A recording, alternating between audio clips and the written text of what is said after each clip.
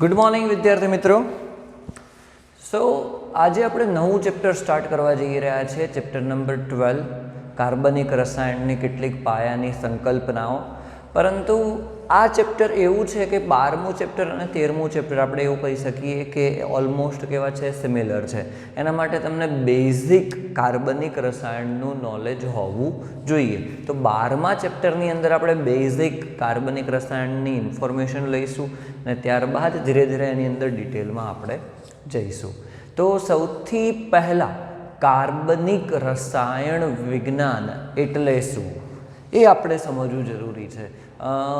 કાર્બનિક રસાયણ વિજ્ઞાન એટલે આપણે એવું કહેવા જઈએ તો જ્યારે પણ આપણે શરૂઆત કરી હતી કેમિસ્ટ્રીની, રસાયણ વિજ્ઞાનની, ત્યારે મેં મારા ફર્સ્ટ લેક્ચરની અંદર દરેક શાખા કે કાર્બનિક રસાયણ વિજ્ઞાન, અકાર્બનિક રસાયણ વિજ્ઞાન, ભૌતિક રસાયણ વિજ્ઞાન અને વૈશ્લેષિક રસાયણ વિજ્ઞાન શું છે તેના વિશે સમજાવ્યું હતું. તો કાર્બનિક એનો મતલબ થઈ ગયો કાર્બનના રિલેટેડ એકચ્યુઅલી કહેવા જઈએ તો આવર્ત કોષ્ટકમાં રહેલું આપણું જે કાર્બન તત્વ છે એ એટલું ઇમ્પોર્ટન્ટ છે કે તે ઓલમોસ્ટ આપણા દરેક નિર્જીવ અથવા તો સજીવની અંદર જોવા મળતું હોય છે. મોટા ભાગના કોઈ પણ તમે પદાર્થ લો, સંયોજન લો તો એની અંદર મોટા ભાગના સંયોજનોની અંદર કાર્બન રહેલું હશે.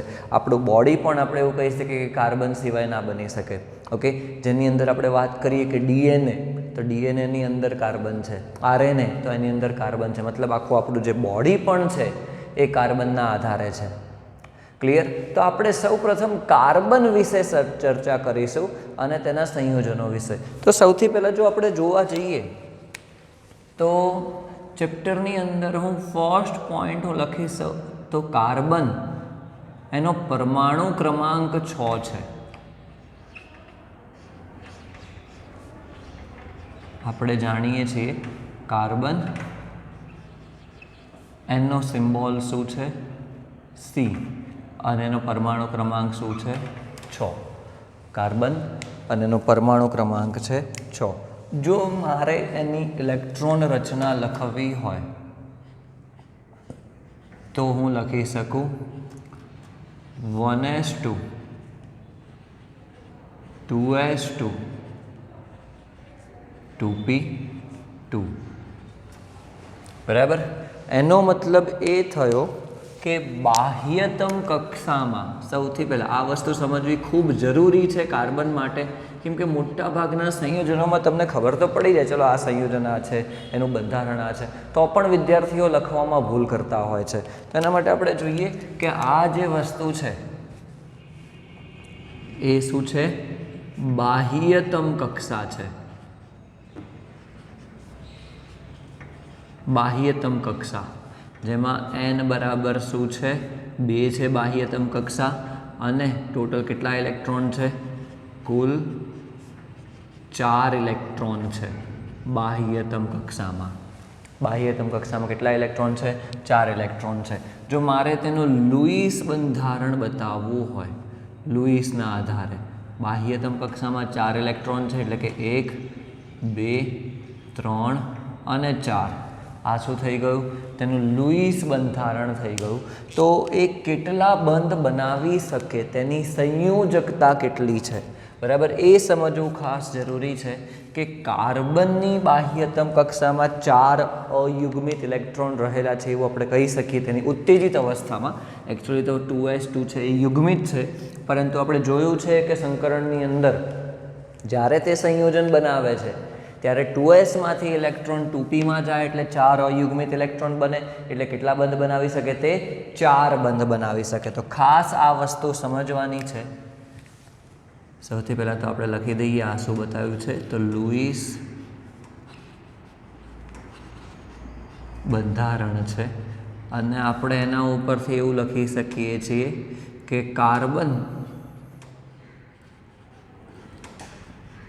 ની સંયોજકતા, કાર્બનની સંયોજકતા કેટલી છે? 4. એનો મતલબ શું થયો કે તે 4 બંધ બનાવે છે.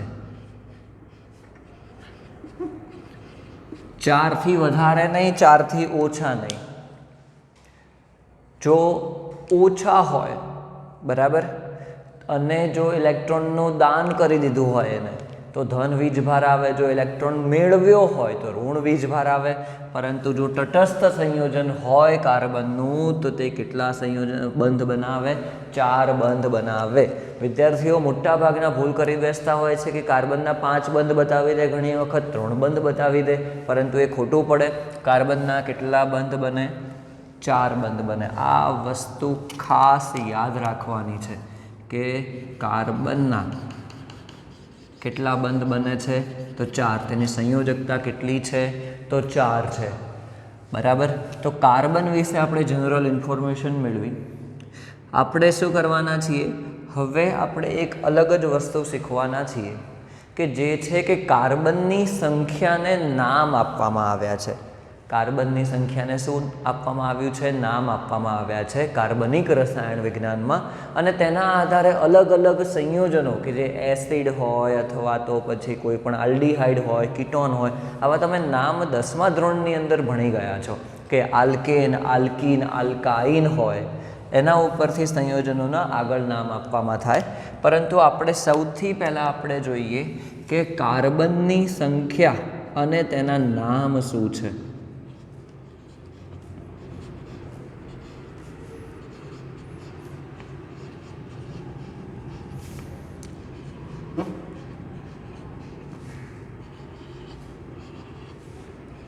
કાર્બનની સંખ્યા અને તેના નામ.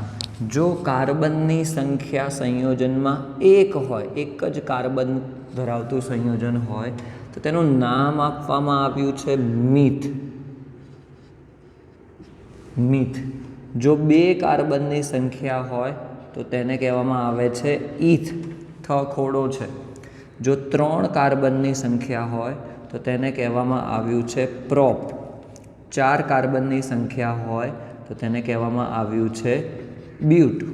5 કાર્બનની સંખ્યા હોય તો તેને પેન્ટ કહેવામાં આવે છે. 6 કાર્બનની સંખ્યા હોય તો તેને હેક્સ. 7 કાર્બનની સંખ્યા હોય તો તેને હેપ્ટ. 8 કાર્બનની સંખ્યા હોય તો તેને ઓક્ટ. 9 કાર્બનની સંખ્યા હોય તો તેને નોન. અને 10 કાર્બનની સંખ્યા હોય તો તેને ડેક. તો આ જે મેં નામ લખ્યા છે એ સંયોજનમાં રહેલા કાર્બનની સંખ્યાના આધારે તેના નામ છે. સંયોજનનું નામ નથી. સંયોજનમાં રહેલા કાર્બનની સંખ્યાના આધારે નામ છે. કે એક કાર્બનવાળું કોઈ પણ સંયોજન હોય તો પછી તેનું નામ કોઈ પણ થાય, પરંતુ 1 કાર્બન હોય તો તેને મિથ કહેવામાં આવે. 2 કાર્બન હોય તો તેને ઇથ કહેવામાં આવે. 3 કાર્બન હોય તો તેને પ્રોપ. 4 કાર્બન હોય તો તેને બ્યુટ. 5 કાર્બન હોય તો તેને પેન્ટ. એ જ રીતે અલગ અલગ આ રીતે નામ આપવામાં આવેલા છે. ક્લિયર? તો આપણે સૌ પ્રથમ ખૂબ જ સિમ્પલ શું ભણવાના છીએ? તો એક આપણે સંયોજન ભણીશું, હાઇડ્રોકાર્બન. એકચ્યુઅલી આના પછીના ચેપ્ટરનું નામ છે હાઇડ્રોકાર્બન. 12મું ચેપ્ટર અને 13મું ચેપ્ટર ઓલમોસ્ટ પેરેલલ ચાલે એવું થશે, કેમ કે કન્સેપ્ટ આપણે ધીરે ધીરે સમજતા જઈશું, નામકરણ આપણે ધીરે ધીરે સમજતા જઈશું. બરાબર? તો સૌથી પહેલાં આપણે ભણીશું હાઇડ્રોકાર્બન. સંયોજન છે. નામ ઉપરથી આપણે એવું લખી શકીએ કે સંયોજન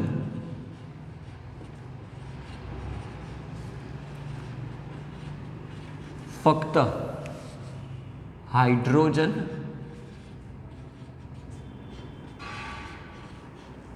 અને કાર્બનના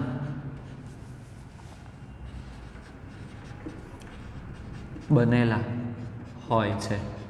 બરાબર? આપણે નામ ઉપરથી નક્કી કરી શકીએ કે સંયોજન કેવા હશે. ફક્ત સંયોજનની અંદર હાઇડ્રોજન અને કાર્બન હોય તો તેને આપણે શું કહીશું? હાઇડ્રોકાર્બન સંયોજન કહીશું. બરાબર. તો આ સંયોજનના મુખ્ય 3 પ્રકાર પડે છે, આપણે એવું કહી શકીએ. અમુક પ્રકાર અલગ અલગ પણ છે, ચક્રીય સંયોજનો અને બિનચક્રીય સંયોજનો, એ બધું જ આપણે ધીરે ધીરે આપણે જોઈશું. પરંતુ જે તમારું થોડુંક રિવિઝન છે, જેના કારણે તમે આ ચેપ્ટરને ફેમિલિયર થાવ, એ પહેલાં આપણે જોઈએ છીએ કે તેના 3 પ્રકાર છે.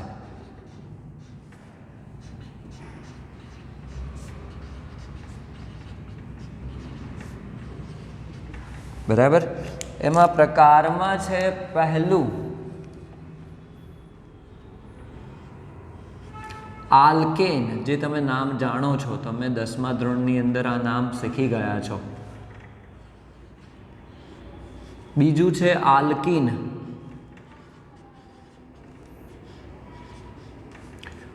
અને ત્રીજું છે આલ્કાઇન.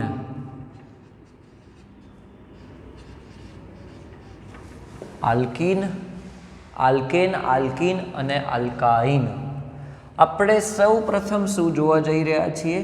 આપણે ડેફિનેશન જોઈશું દરેકની, કે એની અંદર પહેલું જો આપણે લઈએ આલ્કેન,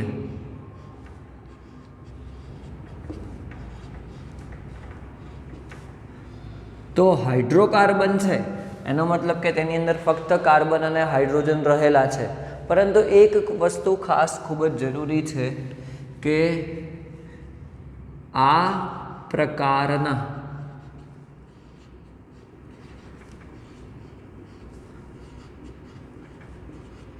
સંયોજનમાં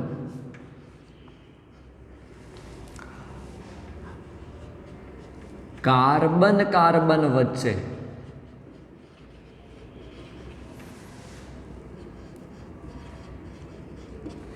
એક બંધ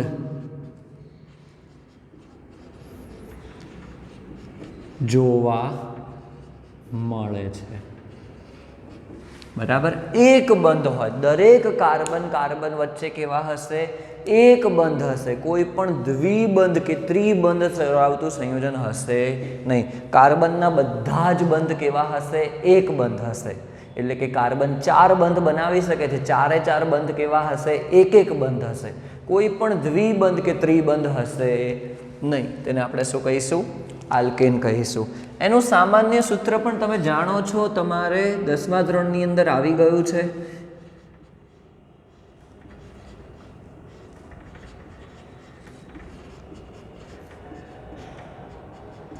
એ છે CN H2N +2. CN H2N +2 એ તેનું સામાન્ય સૂત્ર છે. બરાબર. તો હવે આપણે એકદમ સિમ્પલ કાર્બનની સંખ્યાના આધારે આલ્કેન સંયોજનો સમજીએ. બરાબર. જો આપણે અહીં એવું કરવા જઈએ, ફોર એક્ઝામ્પલ, એકદમ સામાન્ય આપણે સંયોજનો જોવા જઈ રહ્યા છે. આપણે n બરાબર 1 2 3 4 એમ મૂકતા જઈશું. એટલે કે કાર્બનની સંખ્યા, n શું છે? કાર્બનની સંખ્યા. એના આધારે સંયોજનો બનશે અને એના શું થશે? નામ બનશે. બરાબર. તો જો કાર્બનની સંખ્યા તરીકે આપણે n બરાબર 1 મૂકીએ તો શું બને? કાર્બન 1 થયો, હાઇડ્રોજન 2n +2 એટલે કેટલા થઈ જશે? 4 થઈ જશે. CH4. જો મારે એને બતાવવું હોય તો કાર્બનના કેટલા બંધ થયા? 4 બંધ થયા. અને 4 બંધ કઈ રીતે છે? કે 4 હાઇડ્રોજન એક બંધથી જોડાયેલા છે. 4 હાઇડ્રોજન એક બંધથી જોડાયેલા છે. બરાબર. હજી એક વસ્તુ એનું સમજવાનું આપણે બાકી રહી ગયું, લખવાનું અહીંયા બાકી રહી ગયું, એ હું અહીંયા લખી દઉં છું. આલ્કેનમાં પ્રત્યય લગાવવામાં આવે છે. આલ્કેન સંયોજનમાં n પ્રત્યય લગાવવામાં આવે છે. આલ્કેન સંયોજનોમાં શું પ્રત્યય લગાવવામાં આવે છે? n. પાછળ આલ્કેનમાં n છે, તો એનો n પ્રત્યયનો મતલબ કે નામની પાછળ લાગે, તેને આપણે પ્રત્યય કહીએ. તો આલ્કેનમાં કયો પ્રત્યય લાગે છે? તો n પ્રત્યય લાગે છે.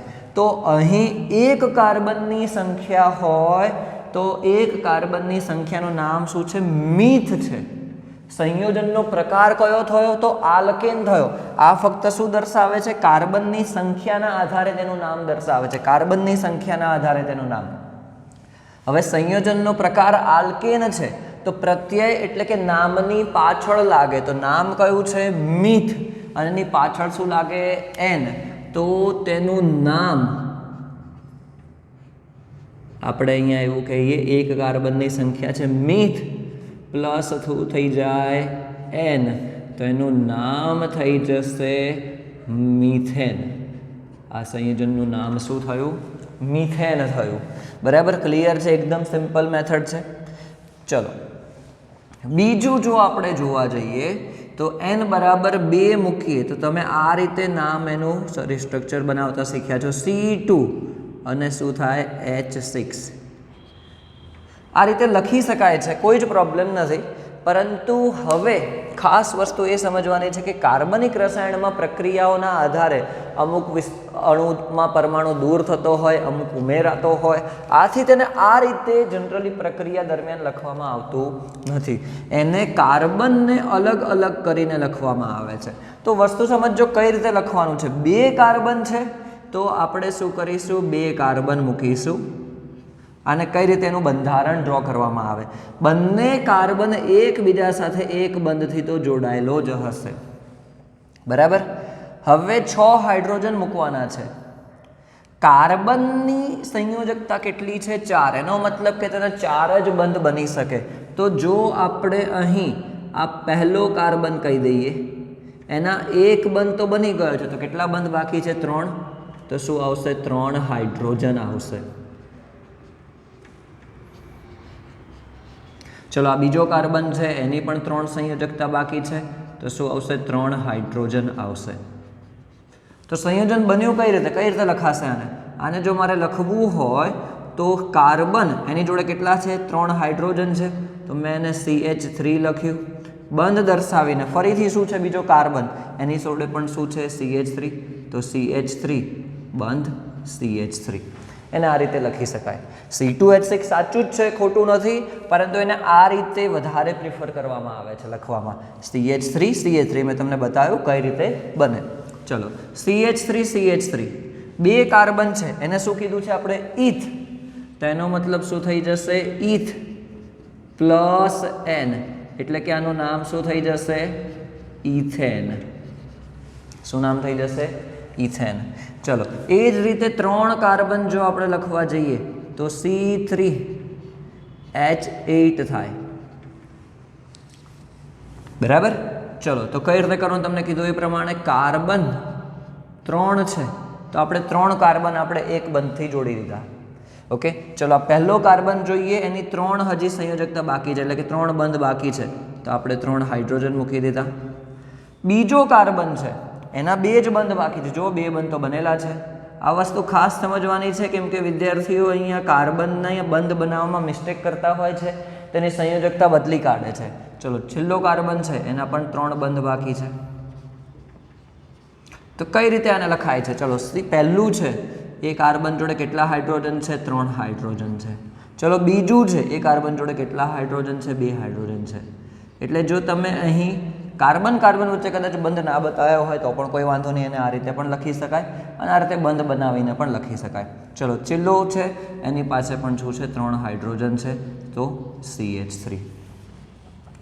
આનું નામ શું થઈ જશે? તમને શીખવાડ્યું એ પ્રમાણે પ્રોપ પ્લસ N, તો આનું નામ થઈ જશે પ્રોપેન. ક્લિયર? એકદમ ક્લિયર છે. મારા ખ્યાલથી તમને આઈડિયા આવ્યો હશે કે કઈ રીતે લખવાનું છે. ઓકે. હજી એક આપણે એવું કરીએ છીએ કે એક એક્ઝામ્પલ જોઈએ છે, બીજું એક જેમાં આપણે શું લઈએ છીએ? ચલો 4 કાર્બન લઈએ છીએ, સોરી આપણે એવું કરીએ છીએ કે 5 કાર્બન લઈએ છીએ. તો 5 કાર્બન એટલે C5H12 થઈ જશે. 5 કાર્બન છે તો તમે 5 કાર્બનને એક બંધથી જોડી દો. બરાબર. પછી શું કરવાનું છે તમારે કે હાઇડ્રોજનને કયા પ્રમાણે જોડવાની છે? તેની સંયોજકતા જેટલી બાકી રહે છે તેના પ્રમાણે. ચલો આ પહેલો કાર્બન છે એની 3 સંયોજકતા બાકી છે તો મેં 3 હાઇડ્રોજન જોડી દીધા. ચલો બીજા કાર્બનના તો 2 બંધ તો આવી ગયા. સંયોજકતા એટલે કે બંધની સંખ્યા આપણે કહીશું અહીંયા, તો 2 બંધ આવી ગયા છે તો 2 જ બાકી છે. અહીંયા પણ 2 જ બાકી છે. એના પછીના કાર્બનમાં પણ 2 જ બંધ બાકી છે. છેલ્લો કાર્બન છે એનો તો આ એક જ બંધ છે એટલે કે એના 3 બાકી છે બંધ. ચાલો તો કઈ રીતે લખાશે? પહેલું છે CH3, CH2, CH2, CH2 અને છેલ્લે શું છે? CH3. શું નામ થઈ જશે આનું? 5 કાર્બન છે એટલે કે પેન્ટ પ્લસ N. શું થઈ જશે? Pant plus N. તો એને શું કહીશું આપણે? પેન્ટેન. શું કહેવામાં આવે છે? પેન્ટેન. તો તમારે શું કરવાનું છે? હોમવર્કમાં આ મેં 4 એક્ઝામ્પલ તો લખ્યા જ છે. કાર્બનના 1 થી લઈને 10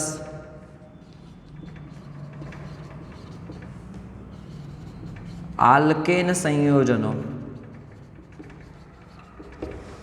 તમારે આ રીતે ડ્રો કરીને, એમાં એનું બંધારણ કઈ રીતે થાય છે આ રીતે, પણ બાજુમાં એને કઈ રીતે લખાય છે એ રીતે, અને એનું નામ. તો 10 તમારે લખવાના છે. ચલો મેં 1 2 3 4 તો લખી દીધા છે. એકચ્યુઅલી તમારે બીજા હોમવર્કમાં કેટલા કરવાના છે? 6. 10 સુધી એના મેં તમને નામ પણ આપેલા છે.